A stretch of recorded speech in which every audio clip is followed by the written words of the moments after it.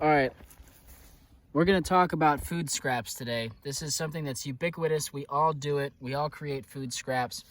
A lot of the times it goes to the landfill. That's a huge wasted opportunity and also is definitely contributing negatively to the climate. So today we're going to start talking about what to do with your food scraps, ways to prevent them from getting into the landfill. My goal is to turn this into a series of videos, each one kind of covering one method to deal with your food scraps. But first, before we get into any of that, I just got to say, we are working on starting up a food waste collection service here in North Carolina, in Hillsborough.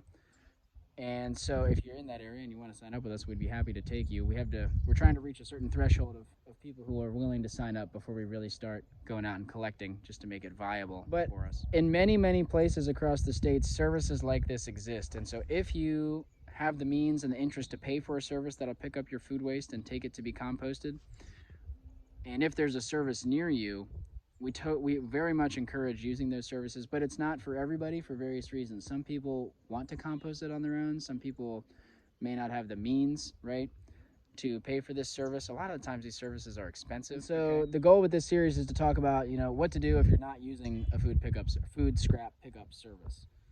We're going to start off with possibly the easiest and simplest way to deal with food scraps. However, this is only going to work for people that have a lot of space. You can see here we are swimming in space.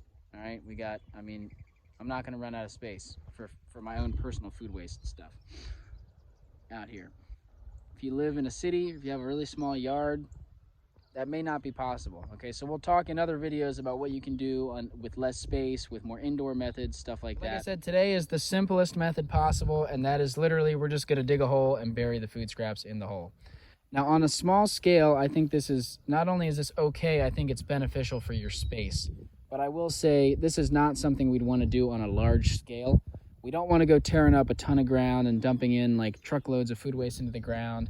We'd be tearing stuff up, potentially contaminating groundwater with pathogens and things. But at this scale, where we're digging a very small hole and just putting a small amount of food waste, I think if anything, this is going to be helpful. Okay, especially, let's talk about site selection, right? I'm not going to go and put this right next to a tree that I care about and dig a hole and tear up its roots. I'm not going to go put this in the lawn if I like how the lawn looks a specific way or whatever, or like right in the middle of the garden or something. This is a very dead area of ground. There's hardly anything growing here.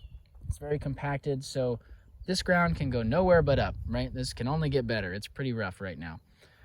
This is where I'm going to select to bury the compost. Would it be the end of the world if you put a hole in your turf? I think no, because I don't really like grass anyway. But I just want to get that out there. You are creating an injury. It's not going to look, well, it's going to look like you dug a hole, right? We all know what that looks like. I'm gonna cover it up with mulch, so at the end of the day, it'll just look like a little mulch patch. But anyway, pick your site, pick what feels appropriate to you, and then dig your hole. And I'll show you how deep I dig it. But first, I do just want to talk about a good friend of mine told me recently.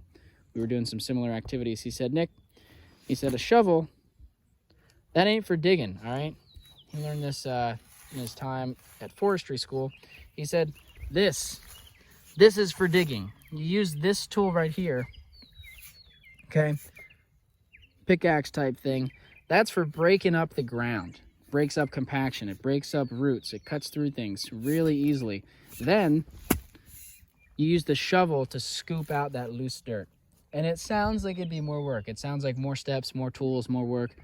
I find it's actually crazy how much easier it is. It's a lot more exciting to dig holes with these two tools together because it's easier as compared to this. It's kind of a chore with just a shovel. Anyway, let me dig this hole, show you how deep we dig it. We'll pour the food scraps in. We'll cover the hole up with the soil that we dug, and we'll mulch on top of it to prevent, compaction. And really with this method, what we're doing is we're getting this stuff out of sight, out of mind, and deep enough that animals are not going to go digging into it and making a mess. It's not going to hurt anyone if the animals get into it, but it might make a mess. You might bury all this stuff, it looks good, then something comes in and you got it too shallow, something digs in there, right? Now you got a piece of paper towel and bones and rice and crap all over the lawn.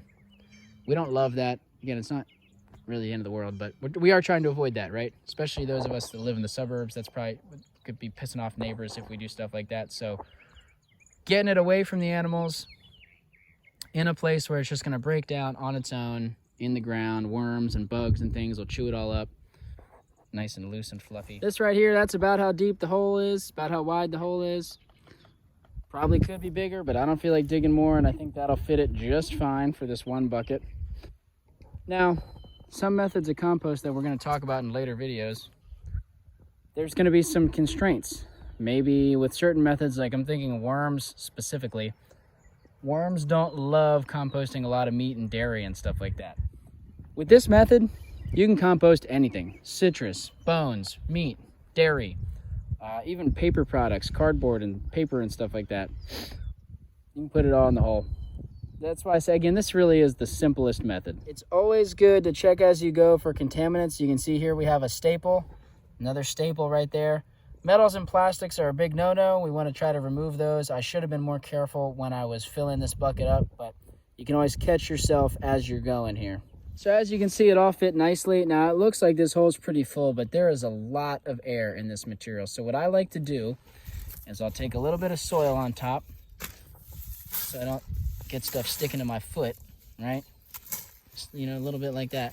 And then we can kind of compact it down. Nothing crazy. We're not putting all of our weight on it. Just tap it down a little bit so that we can fit some soil on top.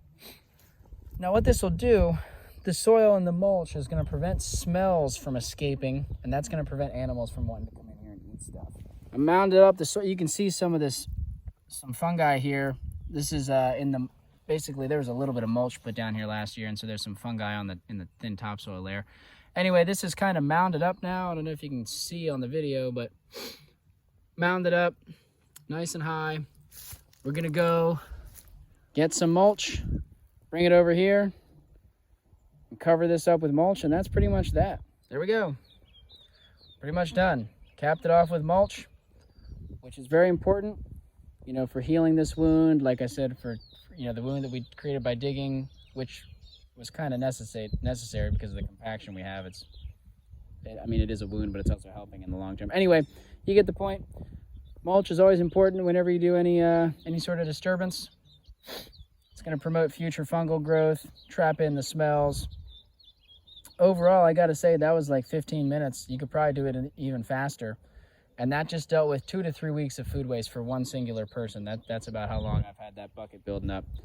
And super easy, low effort. I didn't have to build any big compost pile. I won't be able to get any compost out of this. I mean, I guess you can come and dig it up later, but this is really not ideal for making compost. It's just a good way to get rid of your food scraps in a way that is contributing positively to the climate crisis as opposed to negatively, right? This is going to have benefits as opposed to, you know, beneficial consequences instead of negative consequences. If you really want to use this compost, you could plant on top of this. I mean, you could plant flowers on this right now. I would maybe wait a little bit to plant any food plants on this until it's broken down some. You could plant a tree here in the future. You know, say doing this in the spring, I could plant the tree here in the fall, kind of like site preparation. And yeah, like I said, there'll be more to come on processing food waste at home. But for now, this is the simple, easy,